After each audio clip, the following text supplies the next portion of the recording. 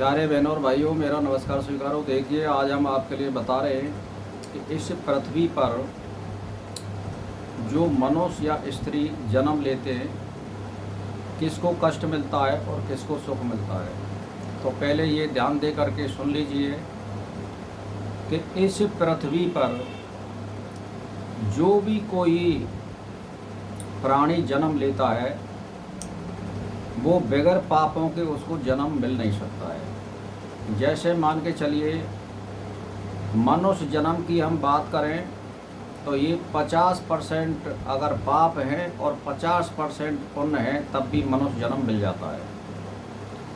इससे ज़्यादा जैसे पुण्य बढ़ेंगे आपके 60% 70%, तो उसी प्रकार से आपको परिवार और माता पिता, वैभव और सुख मिलते चले जाते हैं। जैसे मान के चलिए, आपके 80% 85% अगर पुण्य हैं तो आपको सुख और सुविधाएं ज़्यादा मिलेंगी। लेकिन ऐसे नहीं है कि आपको कोई कष्ट ना मिले। कष्ट तो ज़रूर मिलेगा, क्योंकि 15% में पाप भी तो हैं आपके। 90% में आप स्वर्ग जाते हैं, 10% वहाँ पाप होते हैं तो आपको स्वर्ग में जाना पड़ता है। अब माँ किसी ने देखा तो है नहीं, अनुभव से ही बताते हैं कि माँ सूक्ष्म शरीर को आत्मा के द्वारा सुख प्राप्त होता है, और जब ये संकल्प करता है पृथ्वी के, तभी उसको जन्म दे दिया जाता है। इसीलिए यहाँ पाप पूर्ण कर्म करने पर ही जन्म मिलता है पृथ्वी पर। ऐसा कोई भी प्राणी नहीं है पृथ्वी पर जिसको दुख ही दुख मिलते हों या सुख ही सुख मिलते हों। ये एक जोड़ा है। जैसे मैं आपके लिए उदाहरण दे दूँ, परशुराम जी को भी अवतारी पुरुष माना जाता है।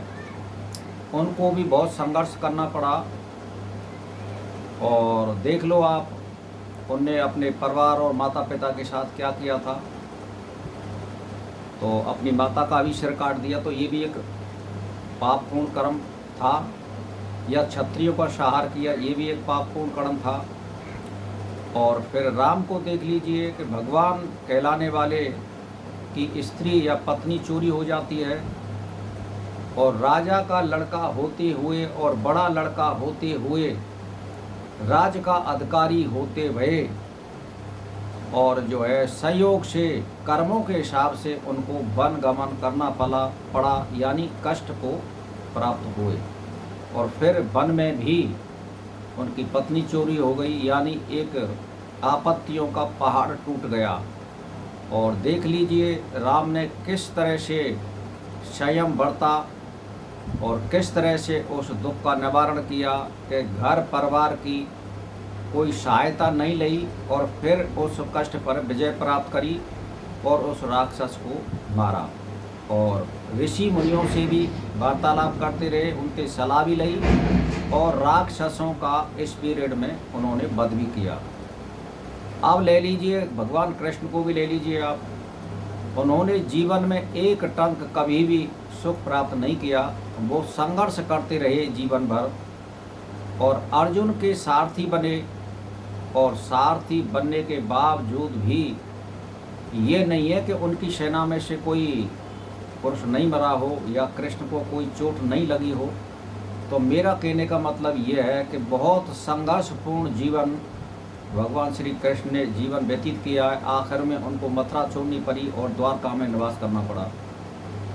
तो मेरा कहने का मतलब ये है कि जैसे गुरु नानक देव जी हैं, उन्होंने भी बहुत कष्ट सहन किया। और आप देख लीजिए, अल्लाह जिसको बोलते हैं मुसलमान, उनको भी ईंट और पत्थरों का सामना करना पड़ा एक बार शुरुआत में, और वहाँ से भागना पड़ा। तो मेरा कहने का मतलब ये है कि जीवन में कोई भी मनुष्य हो, सुख ही सुख किसको प्राप्त नहीं होते किसी को भी, और दुख ही दुख किसी को प्राप्त नहीं होते हैं। और जब ज़्यादा आपके पाप होंगे तो आपको भोग योनियाँ मिल जाएंगी, फिर मनुष्य जन्म नहीं मिलता है।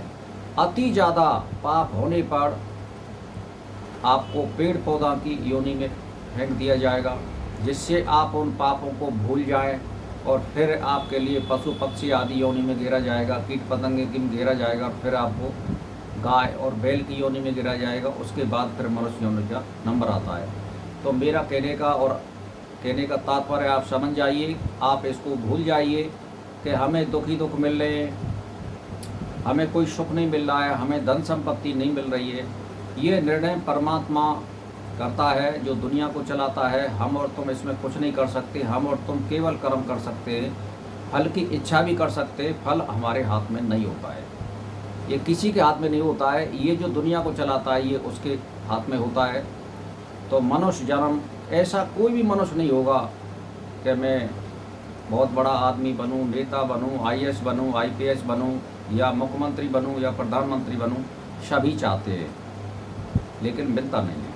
मिलता उसी को है जिसका धर्म संग्रह होगा, जिसने लगातार दीर्घकाल चरित्रवान का पाठ किया होगा, नम्रता का पाठ किया होगा, परमात्मा को स्मरण ध्यान किया होगा।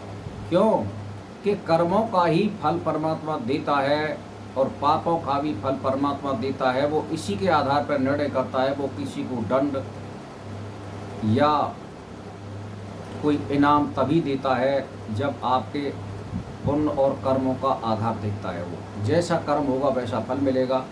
तो इसमें घबराने की कोई ज़रूरत नहीं है। आप केवल सत्कर्म कर सकते हैं, फल देना ना देना वो परमात्मा के बस में होता है और वही देता है। तो भाई और बहनों, आप केवल कर्म पर ध्यान दीजिए, फल पर ध्यान मत दीजिए। वो आपकी मन की, आपके घट की बात को जानता है। इच्छा प्रकट मत करिए कुछ भी, आप केवल कर्म करिए और वेद सम्मत कर्म करिए। अष्टांग में रह करके कर्म करोगे तो वो वेद में ही आ जाता है, यानी सत्य आचरण करिए, गलत आचरण मत करिए। बस इसी में सब कुछ है, चरित्रवान रहिए। और दूसरे से ईर्ष्या और जलन मत करिए कि वो पैसा वाला हो गया और मैं पैसे वाला नहीं हो रहा हूँ। भगवान की जब कृपा होती है, अति कृपा होती है, उसको वो पहले सर्वप्रथम उसके धन को खींचता है, क्योंकि ये माया है। और जब माया आ जाएगी उस पर तो वहाँ स्त्री प्रवेश करेगी, स्त्री प्रवेश करेगी तो वहाँ सुरा भी प्रवेश करेगी। तो मेरा कहने का मतलब यह, सुरा, सुंदरी और माया, ये तीन चीज़ें संसार में, और जो इन तीनों को त्यागने वाला होगा वो इंद्रिया जीत है, इंद्रातीत है, और वो अपने मार्ग को सुगम किसी भी प्रकार से बना सकता है। योग धारण करने वाला होगा, चित्तवृत्ति निरोध करने वाला होगा और परमात्मा का साक्षात्कार करने वाला होगा।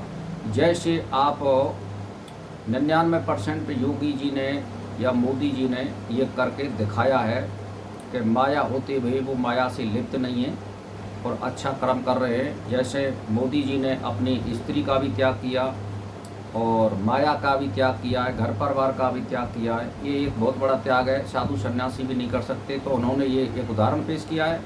तो कहने का मतलब ये, वो फिर परमात्मा उसको नाम बात के दुख देता है, सुख ज़्यादा देता है। तो दुख तो पृथ्वी पर जन्म लिया है तो कुछ ना कुछ तो अवश्य मिलेंगे, ये तो मैंने आपसे पहले ही बता दिया। लेकिन सुखों की वृद्धि हो जाएगी और दुखों का निम्न स्तर आ जाएगा, यही तारतम्य बैठता है। तो भाई और बहनों, आप केवल शुभ कर्म के अधिकारी हैं तो आपको सुख मिलेगा, और अगर पापपूर्ण कर्म करते हैं वो भी आपके अधिकार में है तो कष्ट और परेशानियों का सामना करना पड़ेगा। तो भाई और बहनों, मेरा इसी के साथ नमस्कार।